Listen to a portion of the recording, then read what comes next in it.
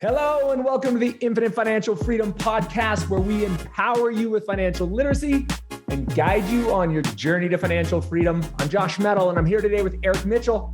Eric is a published author, professional trainer, public speaker, mentor, coach, and certified master in Neuro-Linguistic Programming. I hope we get into that today. Eric's trained thousands of professionals all over North America. He's also the author of the book titled The Why of Money. I'm definitely going to get into that today. And Eric's here today to talk about everything that's kind of going around us that is changing. You know, the economy feels like it's changing. The world feels like it's changing. We're going to talk about how to be successful in spite of the things that we might not control fully. So Eric, thanks for making time for us today, man. I'm stoked to spend a little time into this conversation. Me as well. Excited for today. Thanks, Eric. Well, let's jump in, man, because I'm really fascinated about you. So tell me a little bit about your background, how you got down the path of coaching, writing, mentoring, NLP. Tell us a little bit about the backstory. Yeah. So I was born and raised in Regina, Saskatchewan, Canada. I'm a Canuck. And so That's why I like you. Yeah, well, by nature, right? So Canadians were taught the importance of village, the importance of the needs of the many outweigh the needs of the individual, which is a little different than what's being taught in the United States. And so I have a very different outlook on things. And I'm not saying the needs of the individual have no weight. That's not what I'm saying. I'm saying that there has to be a balance. And so Canadians look at things differently, and being nice is important. You know, being considerate. That's, you know, people joke about how Canadians always say, "I'm sorry," right? Oh, hey, I'm sorry. It's like, yeah, we do, because we are, right? We don't want to hurt people's feelings. We don't want people to feel bad. We want people to feel good. We want people to feel part of something, right? It's important to Canadians for that to be a part of the culture. And so that's what I was raised with as an overall culture. But at the same time, I had a very distinct lack of parental guidance growing up.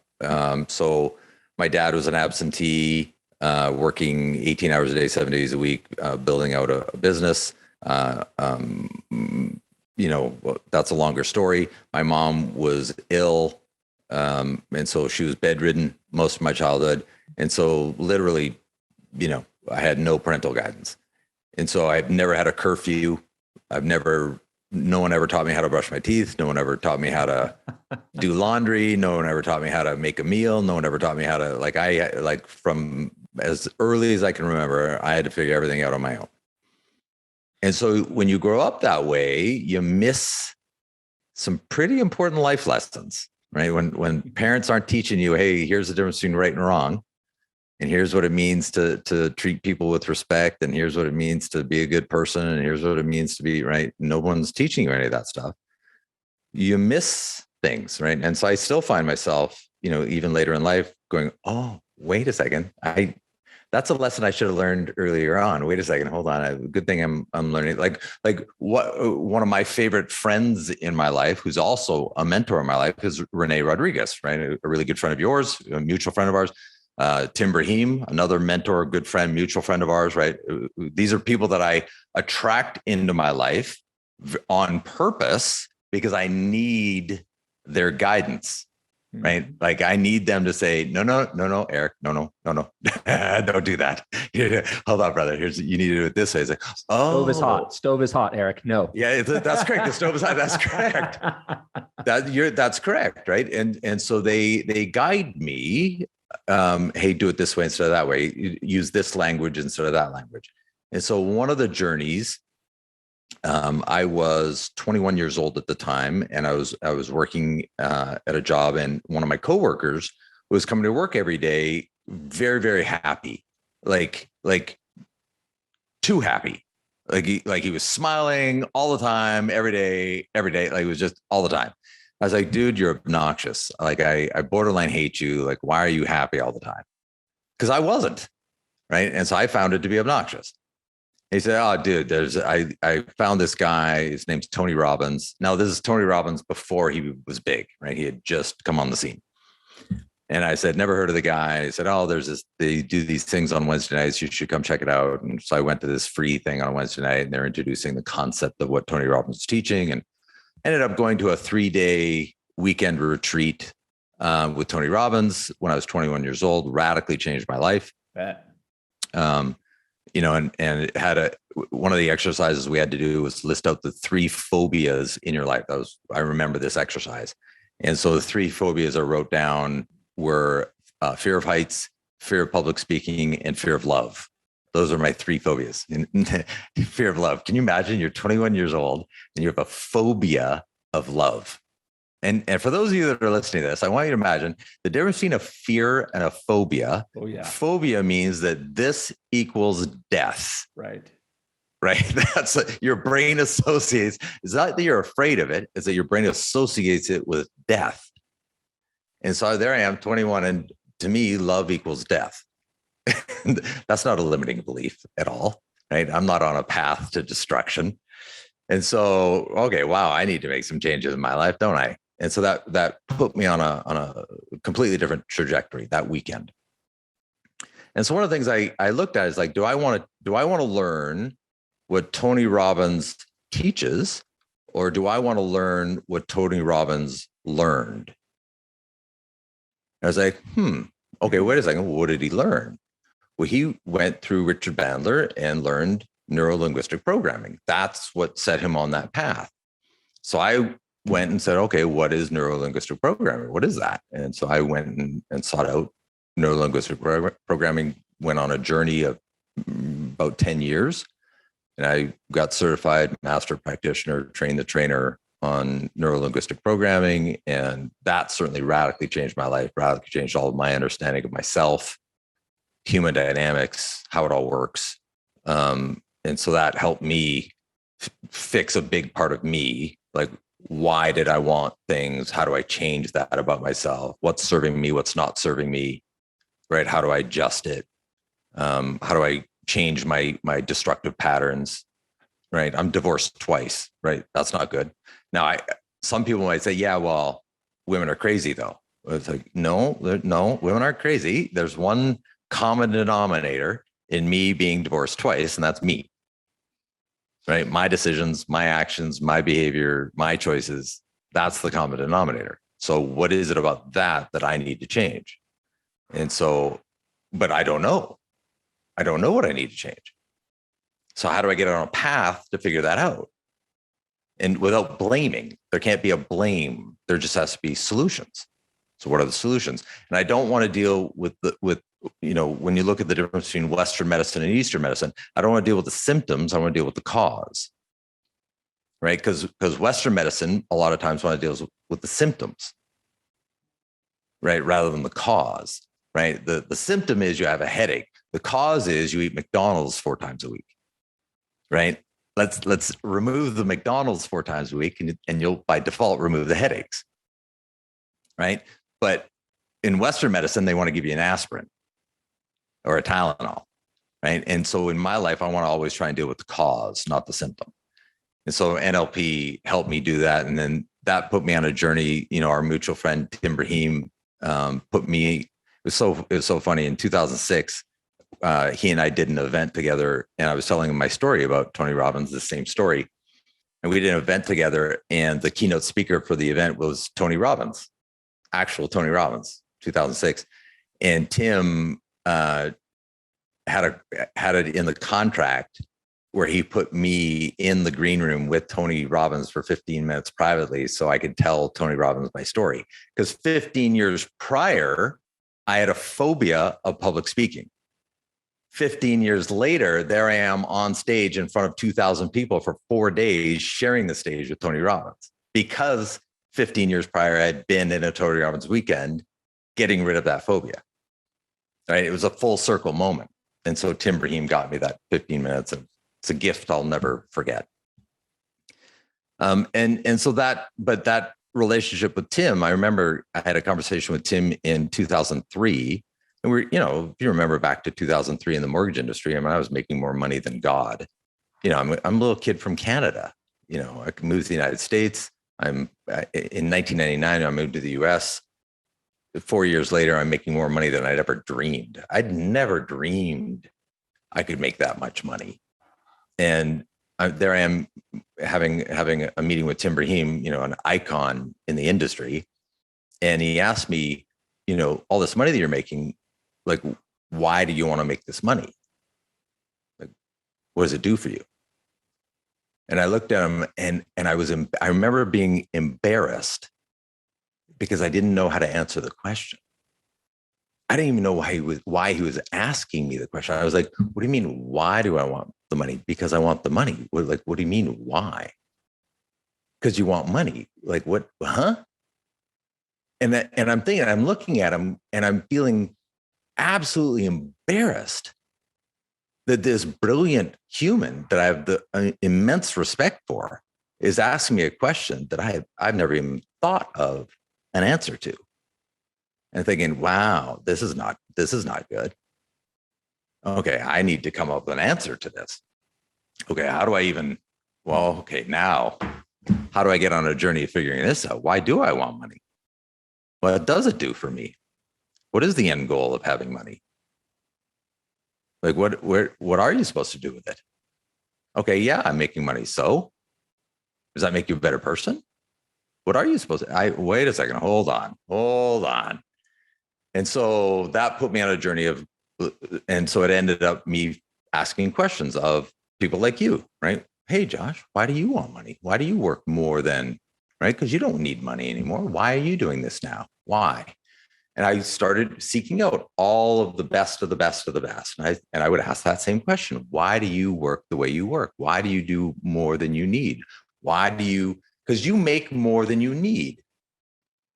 But when you look at whether it be mortgage or real estate or financial planners or insurance, or it doesn't matter the industry, all entrepreneurs, only 1% of any industry makes more than they need. 99% of that industry, they make what they need and then they stop selling. They stop. They go to the beach, they have a barbecue with their family, they watch TV on a Sunday, they watch football on Sunday, they play fantasy football. In the fall, whatever, they occupy their time with other things. 1% don't stop. They keep going. They go way past the mark. They don't need the money. They don't need it. Brother, they don't need $5 million a year. Nobody needs $5 million a year, $10 million a year. Nobody needs that, right? Now, it's nice to have. Don't get me wrong. Life's easier, but you don't need it. So why do they keep going? Something else is driving it. And so I would ask the question. I had all these hundreds and hundreds and hundreds of deep conversations with all these, what I call masters of their craft. I would ask, like, why do you keep going? And I noticed a pattern. And so one of the things that I've learned about myself in neuro-linguistic programming is my brain operates in something called auditory digital. And so everything to me is a sequence. So an auditory digital person, I struggle anytime something's out of sequence.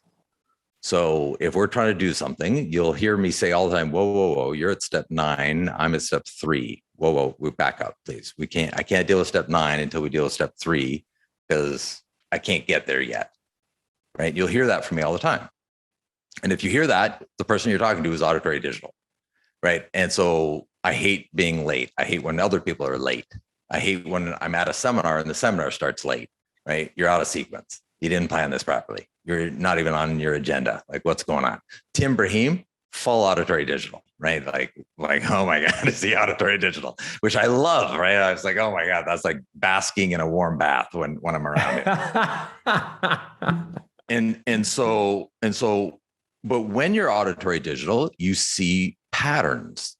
Because my brain functions in zeros and ones and everything to me is the sequence, I see very clear patterns. And so I would ask the same question over and over again. Why do you want what you want? Why do you want money? And I clearly always quickly noticed the answer never came back as money. Not one time. Josh, I am telling you, man, not a single one time did the 1% ever one time tell me the reason I work this hard is for money. The 99% always told me it was about money, which is why they never got it. That's insightful. 1%, brother, I'm telling you. Right. And so I was like, wait a second, hold on. That you got to sink your teeth into that. That is not a coincidence. Right. The 1% are not focused on the money. That's why they get the money. Mm-hmm. The 99% are focused on the money, which is why they don't get the money. Oh, hold on. Okay, hold on. I really need to dive into this. So if the 1% are not focused on the money, what are they focused on? And then I categorized it and I realized that there's only 5 buckets. There's only 5. It's over and over and over again. It's the same 5 buckets. And so you can have more than one. It doesn't have to be just one, but it was always one or more of the same 5. And so bucket number 1, and some of these buckets don't resonate, right? You might say, well, that's not me. That doesn't resonate with me at all. Okay, that's fine. But you only need 1 out of the 5. Right. That's it. You only need 1. You don't need all 5. So the first bucket was lifestyle enhancements. So somebody who came from a really bad place and I'm just never going to go back. And Josh, I'm going to say to you, that sounds like that might resonate with you. You got you had a tough childhood. and so those humans, they look at life and say, so wait a second, all I have to do is outwork you. I'm just going to outwork you. Yeah. I'm never going to go back to that. I'm never going to go open a fridge and be afraid of there not being food in there. Yep. I'm never going back to that. I'm just going to outwork you. You'll never outwork me. I'll just grind into the dirt no matter what. Right. And I know a lot of our CEO was like that. He's a political refugee from Kiev, Ukraine, moved to the United States when he was 13, didn't speak any English. He's a self-made gajillionaire because he's never going back. He'll just outwork you. It's fear. And fear, when you know how to control it, even if you don't know how to control it, is one of the most powerful energies in the world. Very powerful. Because you will never stop running from it. You will never stop. Well, hold on. Now, I'm going to suggest to you that you subconsciously have transitioned. And I'll get to that here in just a second. There's been a transition, which congratulations to you. You did. Some people don't. Maybe transitioning. Maybe. I don't know that you ever lose it. It's that it becomes less powerful over you, right? It has less control. It has a little less control. It's still there. You're conscious of it. You're aware of it, but it's no longer the driver. Yeah. Amen. Right. Something else takes over as the driver. It's now the passenger. It's still in the car, but it's not driving the car anymore. That's a great way to say it. And so for some people, right, it's I'm just going to outwork you, right? And so you look at immigrant families coming from a third world country, they open up a business and they just work in the business. They rotate family members in the business, right? And they just live in like a family restaurant, a 7-Eleven, or whatever, right? And they just work in the business 24 hours a day, 7 days a week. Yeah. And they don't care. They'll just outwork you, right? And that's an example of lifestyle enhancement. Okay, so that's one example. Number 2 is emotional gratification. They're looking for a single moment in time, like literally a second, 1 second in time. I just need this one moment and I'll do anything to get it. And so that's what they're driven to. And so that was for me. I needed to prove my dad wrong. And I was willing to do anything to prove him wrong. He was telling me my whole childhood, I was never going to accomplish what he accomplished. It was based on 2 things. It's like, okay, got it. I'm never going to accomplish what you're going to accomplish. Got it. Now I have to. Thank you. And so 3 years ago, I did it, right? It took me 30 years, but I got it. Right. And he's to this day doesn't know that I got it. He wasn't in the room. He doesn't know. I don't need him to know. I needed it for me. Right. And so I got that moment 3 years ago. And so that moment collapsed for me. And so I had to transition. Right. So it's still in the car, but it's not the driver anymore. Right. And so you look at one of my favorite stories is, and it's not favorite because of the bad thing that happened, but it's Janis Joplin. So Janis Joplin, her primary goal was, I want to be the number one female musician in the world, number one selling female artist in the world, planet Earth. I want to be number one, right? That was her driving, right? And she hit it. Janis Joplin, number one in the world. She got it, and it collapsed. She didn't transition. She didn't know what to do. She got the moment, didn't know what to do with the moment, turned to drugs because she didn't have a transition. Turned to drugs, died, drug overdose, right? Because the driver wasn't there anymore, right? It was gone. Yeah. And so that's a problem. Yep. And so you got to be able to pivot.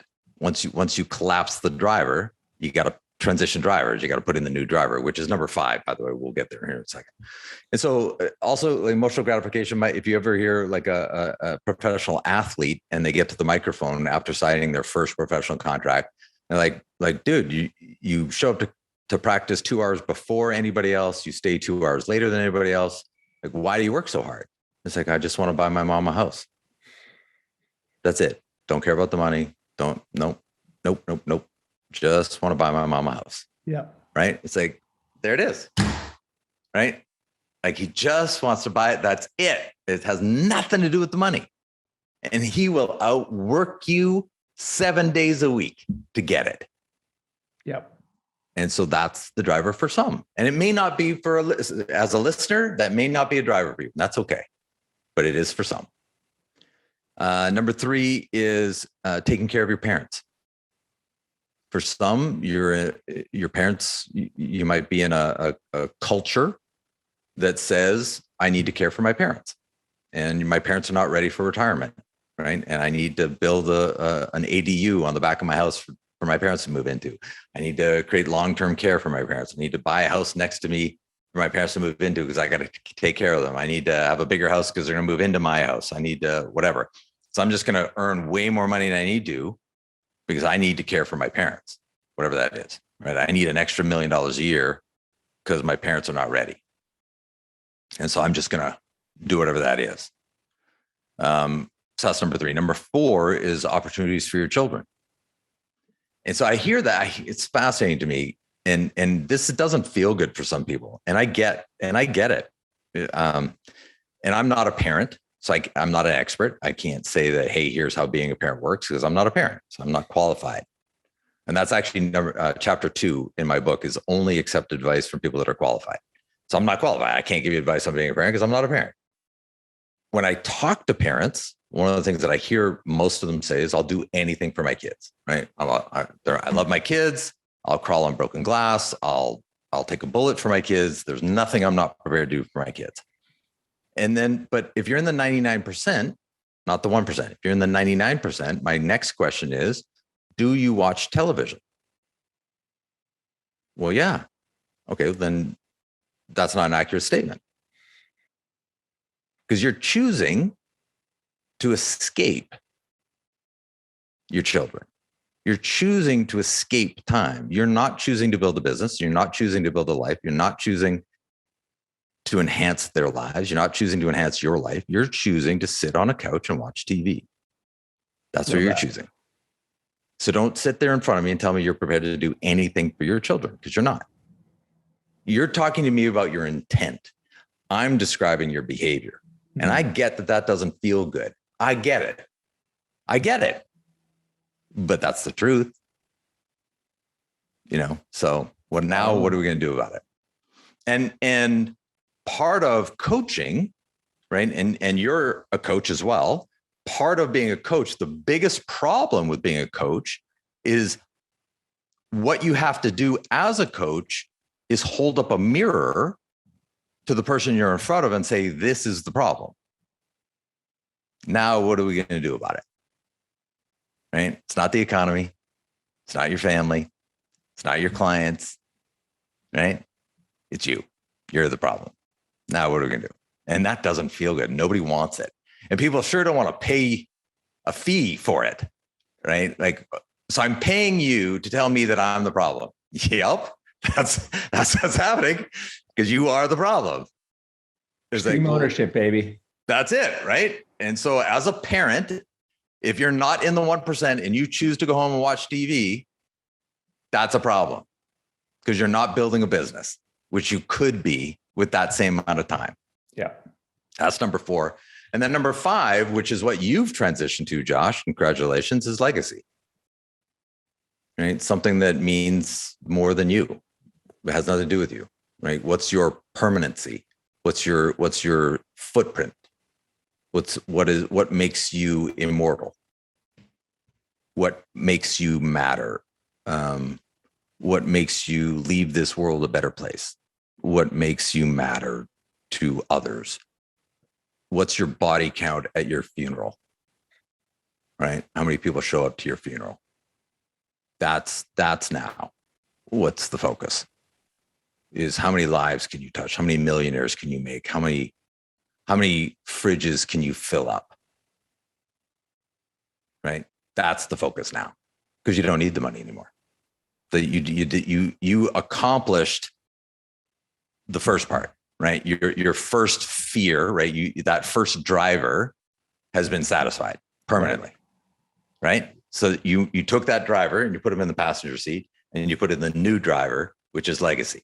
You made the transition. But a lot of people don't, and so they turn to self-destruction, right? So they turn to drug addiction, or they cheat on their spouse, or they become alcoholics, or they become gamblers. They don't transition the driver. They accomplish the driver. They don't transition it, and they self-destruct because the driver has been accomplished and it's no longer viable. And I see it all the time. Yep. Right? How many times have you seen a really good person accomplish a major life goal and then self-destruct? It's like, what are you doing? Oh my God, look what you did. And then you just threw it all away. Oh my God, what happened?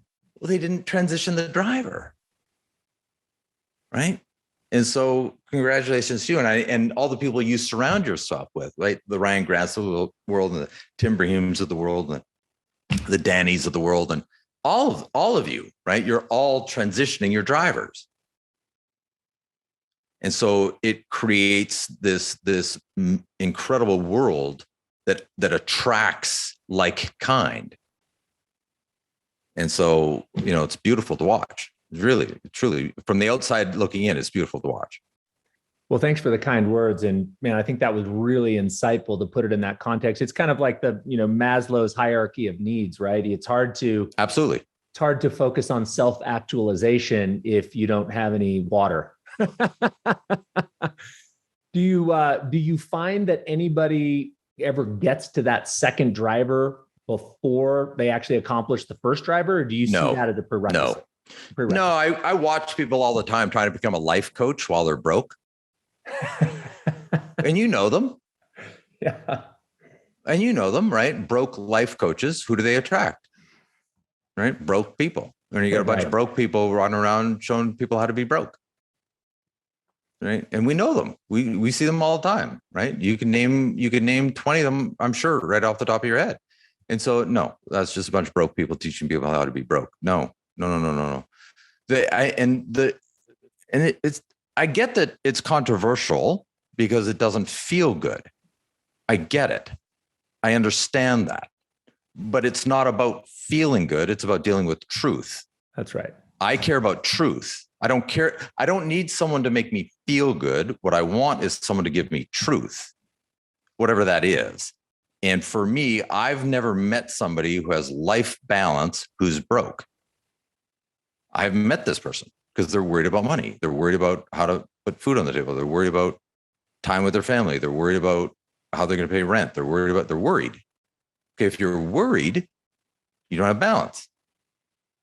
Therefore, so how about, and I've never met somebody, I don't care if you're Oprah Winfrey, Bill Gates, Elon Musk, I don't care who you are. Like, let's talk about Elon Musk. People, oh, he's a billionaire. Oh yeah, he slept on the floor of his manufacturing plants for 2 years. Right. Listen to that. He slept on the floor of his manufacturing plants for 2 years straight. Slept on the floor. Like, don't talk to me about how hard you work until you understand that. Right? You want to be a billionaire? Do that. Right? I was watching a podcast with another multimillionaire, and they asked him, if you lost everything tomorrow, everything, something happened and you went to zero tomorrow, what would you do? He said, well, assuming that's a real question, I would kiss my family goodbye. I would move them into a little apartment. And I would move into some other apartment because I can't be a contributing member to my family while I'm rebuilding. And so I love them. I'm still your husband. I'm still your dad, but I'm moving out for 90 days and I'm rebuilding because I have to work. I have to work 20. I'm going to sleep for 4 hours a day. I'm going to work for 20. I'm going to have a job for 8 hours because I have to pay your rent and put food in your fridge. I'm going to do that for 8 hours. And I'm going to build us a life back with the rest of the time. And I need 90 days. I'll be back in 90 days. And I love you all very much. And I'm like, that is a billionaire mindset. There it is. That's the guy right there. That's who I want to follow into battle. Right. And so, like, you either understand that and you're prepared to pay those kinds of prices to accomplish what you want to accomplish, or you don't want it bad enough. And that's okay. You may not want it bad enough. And that's okay. That doesn't make you a bad person, right? Just recognize that you don't want it bad enough. And some of us do. Yeah. And so we're going to pay bigger price tags. Eric, have you read Robin Sharma's book, The Everyday Hero? And then one of the chapters is there. You love this book. One of his chapters is 13 hidden traits of the billionaires that he's advised. And he's coached and advised a bunch of billionaires. And he wrote down 13 commonalities between them. And as you're talking about this thing, I'm like, this is registering for me. And I just went to my notes. As soon as we get off this, and I'll put it in the show notes, I'll send you my notes from the chapter, but you're going to love it. You're going to want to read this book. It's a really love it. I'm all over it. Yeah. I mean, my next book, and I feel embarrassed. I still haven't read Rene Rodriguez's book yet. So that's my next book. I have to get that on I think I'm blocking off a day this weekend to finally, to read that book. But if you pay for 4 or 5 of his coaching events, you can get rid of the guilt of not reading his book. It's okay.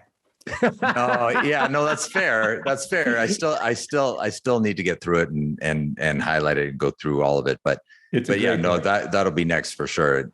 But there has to be extremes, like whoever you are, so using you as an example, right? So you've got 200 rental doors, right? You've got 200 rental properties in the state of Utah. And so you can take your foot off the gas. But when somebody doesn't have that, then your foot better be on the gas. Yeah. And that's just what it is. And anybody says, no, I'm going to live like Josh, but I don't have 200 rent. Well, then you don't get to live like Josh because you haven't paid the price that Josh paid to get the 200 rental doors. Well, or as you say, the motivation changes and you find it. I would frame it up as you find a different game. But if you've won the game and you're still trying to win the game, you're going to crash sooner or later. I think you said that really, really well. And so, it's just time to find that next game that keeps you enthralled and passionate. I want to for your legacy now, though, I'm imagining, and I don't know this to be true, but I'm imagining you're getting a lot more quality time, with your family. It's true. As a part of that legacy, you're now transitioning into, I'm imagining your brain has shifted into, what does it mean to also be a mentor to your children? What does it mean to be a mentor to their friends, to their school, to their, right? And so there's a mindset shift that comes with that freedom. And Tim has helped me with that a lot, Eric, a lot. I had one of those drivers, as you mentioned. I do think it was number one. I think it was the change in lifestyle from scarcity and fear to, abundance that was driving me for so many years I was unaware of.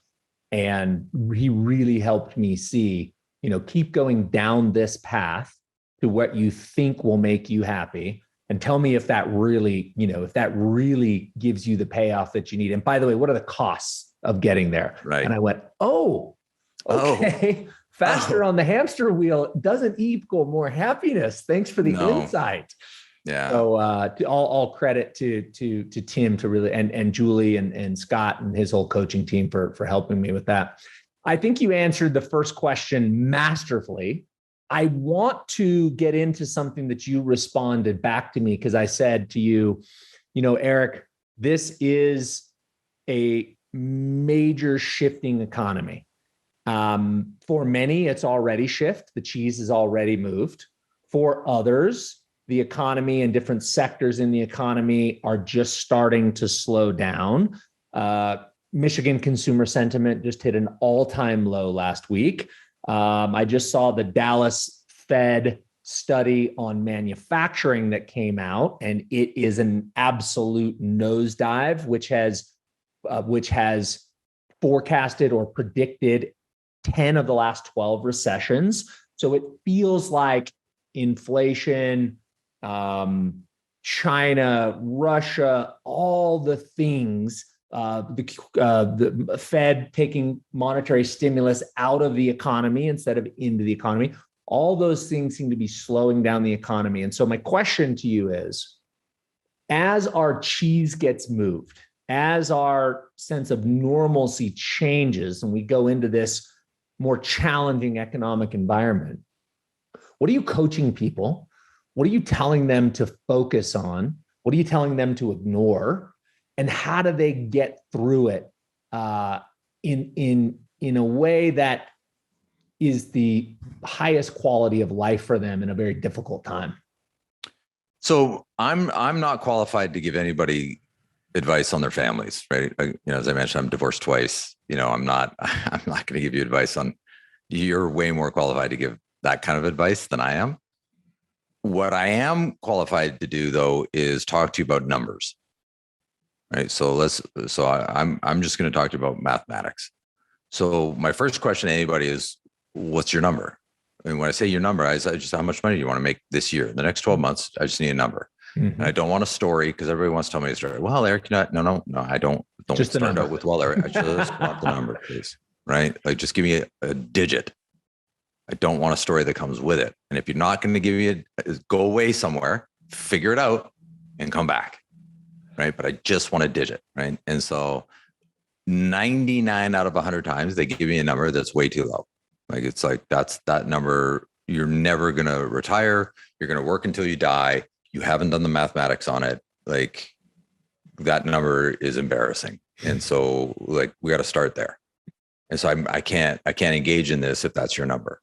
So first of all, I'm going to send you a 15-minute video that clearly explains why that can't be your number. And so let's start with anybody listening to this. If you're not making $1 million a year, let's start with right now. If you are not making $1 million a year in sales, you are asleep. Period. You are asleep. Now, I can send you as many videos as you want to show you the mathematics on that. 3% inflation, never mind 8% inflation. Forget, oh my God, 8% inflation, you're doomed. 3% inflation, you cannot get to retirement on less than $1 million a year income. You can't get there. And I can prove it mathematically. And every financial planner, every CPA I've ever shown this 15-minute video to says my math is on point. Can't do it. Can't get there. You'll work until you die. So let's start there. $1 million a year. Now the question, but people go, yeah, but I can't get there. I can't make it. Wrong. It's wrong. So now get your brain to, you can, you just don't yet know how. Okay. Now let's get you on the path learning how. What is step one? So think of it like walking upstairs, right? So step one is you need to learn this skill set. Then you learn this skill set. Then step two is you need to learn this skill set. Then you go to the next step, you learn this skill set. Then you go to the next step, you learn this skill set, and you build your skill sets, right? But what's the first skill set? And so I'll never forget Tim Brahim. Like, when I tell you how much impact he's had on my life. Similar meeting I had with Tim, and he was giving me some coaching, and he said, well, let's figure out what's going on in your business. Let's find out where you need help.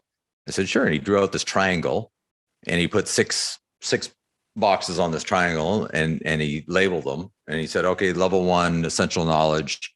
How strong are you? And I said, oh, dude, I've read all the Fannie Freddie guidelines, FHA guidelines. I got them all memorized. I can underwrite loans in the field. I'm good. He said, okay, great. Sales and presentation skills. That's level 2. Show me your pamphlets, your handouts, your scripts. I said, here's all my scripts. Here's my objection handling. Here's everything. So, oh, dude, you're on point. Great. Level 2's on point. Level 3, marketing. How do you make the phone ring? How do you brand yourself? And here's how I make the phone ring. My phone rings off the hook. I do seminar every week. I'm in front of 100 realtors a week. Oh my God, marketing's on point. Okay, let's move to level 4, systems. Show me your checklists on how when a loan comes in, show me how your team works off a checklist. I said, what's a checklist? He's like, he's like, aha. No okay. Perfect loan process. There we go. Perfect loan process, right? I said, what's a checklist? Okay, there we go. There's your pain. That's why you're stuck. There's your ceiling, right? Level 4 was my ceiling. I was like, what's a checklist? A checklist? You can have a checklist? That was literally my answer. I love it. Right? And it's like, oh, there's your pain point. Now we're going to make a checklist. Okay. So that's how we're going to fix that. So that was a skill set I hadn't yet learned. So let's learn that skill set. Then your business goes to the next level. So then the next thing was team building. How do you learn disc profiling? How do you position people to succeed versus just throwing bodies at problems? How do you go through an interviewing process? How do you build leaders instead of team members? How do you, right? What does that mean? Right? And at the end is legacy. How do you, at the end of the day, walk away from your business, making yourself irrelevant to the business, which to an entrepreneur is the opposite of what your brain is telling you to do. Right? It's completely the opposite of what your brain is. Your brain is telling you to be valuable. Right? But that's not the goal. The goal is to not be valuable. The goal is to be able to walk away from your business and your business function without you. That's the real goal, which means don't be valuable.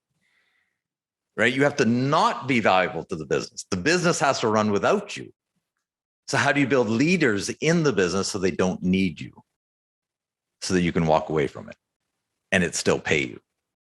Right? And so how do you learn what's in stages? You learn it in pieces, right? Step 1, step 2. It's like losing weight. If you want to lose weight, you go to the gym. Well, you go to the gym once, you didn't lose weight. Oh my God, I went to the gym today and I had a salad and I didn't lose any weight today. This sucks. This doesn't work. That's not how it works. Right? There's a process you have to go through, and just trust the process that, as you go through this, it pays off down the road, and you have to just trust the process. And so what I coach is, look, if you want to make $1 million a year, $2 million a year, $4 million a year, $8 million a year, there's a process you have to go through. But a big piece of it right now is understanding the need to adopt technology. If you're not adopting technology at a very fast pace, you're dead. You're dead. There's you are just, you will not keep up. It's not that technology is going to replace loan officers, or technology is going to replace realtors, or technology is going to replace financial planners, or technology is going to replace entrepreneurs. It's not what it is. However, entrepreneurs that adopt technology at a very fast pace will replace entrepreneurs that don't. Absolutely. And so if you are not adopting technology at a fast pace, a very fast pace, then you're going to be pushed out. So your number one piece of advice, if I'm just a perception check with you there, is as we go into this economic slowdown, as the cheese gets moved, as the shift happens, like Gary Keller says, we have to be using that idle time to adopt new technology and new skills. Am I hearing you right? That's a big piece of it for sure. But the easiest piece is you find mentors that are doing it. Right? Like if I'm a loan officer and I'm closing 5 loans a month, find a loan officer closing 15 loans a month and learn from them. Yes. Don't tell me, well, my market says I can only close 5 loans a month because my realtors and blah, blah, blah. That's bunk. That's total bunk. That's the story you're telling yourself to justify the lack of results you're getting. That's it. Right? Just go find a loan officer closing 15, do as they do, you get the results. When you get to 15, then you go find a loan officer closing 30, do as they do, you get the results. Then go find a loan officer closing 50, do as they do, you get the results. Right? And the same in every business. And same with realtors, same with financial planners, right? But the day the day you stop and say, I'm now happy, that's the day you should be terrified. That's the day you got problems. That's the day, because I remember Tim Brahim walking into my office in 2003 and saying, Eric, you have big problems. And I'm thinking to myself, I don't feel like I have big problems. I'm making more money than God. I'm feeling like I'm in really good shape. He says, well, you're making the same amount of money this year that you made last year. I said, yeah, that's amazing. He says, no, you can't make the same amount of money this year that you made last year, because that means your business isn't growing. And if your business isn't growing, your best people are going to leave you because there's no opportunities for them. And if your best people leave you, then your business will contract. There is no static in business. There is no static in business. It doesn't exist. You're either growing or dying, period. I was just looking at a set of quotes. I was looking at some Albert Einstein quotes this morning, and one of his quotes was, life is like riding a bicycle. There's only balance with forward momentum. That's exactly what you're saying. I think that's true, good. Not only in business, but I think that's also true in all of the dynamics in our lives. All right? Life, family. Yes. Everything. So, brother, we have 5 minutes, and I don't want to end this interview and conversation without getting into your book, The Why of Money. So, give us just a brief overview. Why would we want to buy it and read it? And where can we get it? Sure. It's on Amazon, right? So if you Google Eric Mitchell, The Why of Money, it's on Amazon. If you go to my website, thewhyofmoney.com, you can see some snippets. You can find me on YouTube. There's a bunch of videos on YouTube if you're curious to see some snippets about the book. And they're great. So I started with chapter 1, the 5 reasons. I put it right in chapter 1. And at the end of chapter 1, I said, look, if none of these 5 reasons resonate with you, close the book. Stop. Don't read anymore. Don't read anymore. If none of those 5 reasons resonate with you, like just the rest of it isn't going to matter to you. But if one of those 5 landed, if just one of those 5 landed, the next 9 chapters are going to tell you how to make $1 million a year or more. Right? I love it. I'm going to break it down step by step. And so what does it mean to understand wealth dynamics? Roger Hamilton is a brilliant strategist out of Australia, and he breaks down a concept called wealth dynamics. What does that mean to you in your business and your team building? What does disc profiling mean? What is understanding how to create mentors and coaches in your life, constantly transitioning to the next mentor, the next coach, because your business is transition. You have to transition to that next coach to get to the next level, whatever that is. Momentum. Absolutely. Yep. And only take advice from people that are qualified. So what does that mean? Right. So, one of the stories I talk about is my mom. I'm a mama's boy. I love my mom. Do I feel unconditionally loved by my mom? Of course I do. If the day ever comes when I have kids, right? Am I going to ask for advice from my mom about what does it mean to let your child know that they are unconditionally loved? Yes, she's qualified to give me that advice, right? But she wants to also give me financial advice. No, mom, love you. Love you. Now, I'm not going to be disrespectful. I'm going to listen to her, right? I'll nod, but I'm not going to follow any of the advice, right? She's not qualified. I'm not going to, none of that's real to me. And I'm not going to be disrespectful about it, but I'm not going to follow it, right? But how many people take financial advice from people they care about, but are broke? Oh, man. Amen. And it's like, why are you listening to that? That person's broke. They're telling you what doesn't work.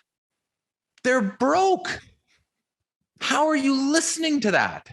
They sold their home in the bottom of the real estate Great Recession, and they bought their home, rebought it 15 years later at the peak. Don't listen to that advice. Yeah. Or you're a loan officer listening to another loan officer who closes 2 loans a month saying, well, here's how it means to be a loan officer. It's like that loan officer closes 2 loans a month. Why are you listening to them? Or you're a realtor talking to another realtor who closes 1 deal a month. And why are you listening to that realtor closes 1 deal a month? Why are you listening to them? Like, what are you doing? Like you're just going to get that result. Like, don't do that. Go to a realtor who's closing 10 deals a month and listen to that realtor, do as that realtor does. You'll get that result. Don't talk to me about your market and like, oh my goodness, that people talk to me. Well, my market's really competitive. You want to hear about a competitive market? Let's talk about Los Angeles, California. There's a suburb called Glendale, just north of downtown Los Angeles. There's a strip of Glendale, California called Brand Boulevard. There's 8 blocks on one street. So Brand Boulevard, Glendale, California, 8 blocks. It's all high-rise office buildings. Okay. So just imagine an 8-block strip, lots of high-rise office buildings, 72 mortgage companies in 8 blocks. Wow. Okay. Come talk to me about a competitive market, please. I know what it means to be in a competitive market. So don't talk to me about your market's more competitive than what I like. Don't do that. I know what it means to be. What you have to focus on is being more valuable. Are you more valuable? And what you got to stop talking about if you're going to be out in the marketplace is stop talking about price, product, and service. Stop talking about price, product, and service. I've got great service, and I've got great products, and I've got low price, and I've got blah, blah, blah, blah.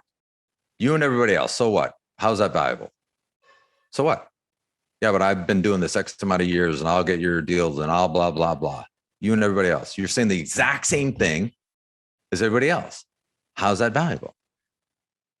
None of that's valuable. So stop doing it. Yeah. Right? Go to the people that are valuable and do as they do. And stop telling me about how the people that aren't valuable, right, what they're telling you to do. Love it, brother.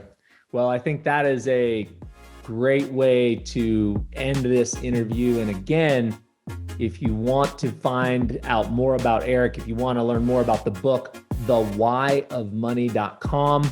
And on social media, Eric, where can people find you? Instagram, Eric T at Eric T ERIC Mitchell, Eric T Mitchell. I'm also on Facebook. You can find me, the guy with the shiny bald head, Eric Mitchell on Facebook. Twitter, Eric T Mitchell. LinkedIn, Eric T Mitchell. So I'm pretty easy to find. I'll make sure we have links to all of those in the show notes. Thanks for coming and sharing so generously, man. It was an absolute pleasure to spend this time with you today. Thanks, man. Appreciate it.